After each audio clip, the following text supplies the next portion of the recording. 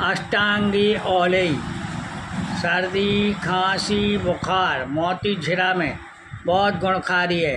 2-2 ग्राम शहद के साथ सुबह शाम लें, आपका खांसी सर्दी बुखार सब ठीक हो जाएगा। अष्टांगी औलई, सर्दी खांसी बुखार मोती झिरा में बहुत गुणकारी है। 2-2 ग्राम शहद के साथ सुबह शाम लें, आपका खांसी सर्दी बुखार सब ठीक हो जाएगा।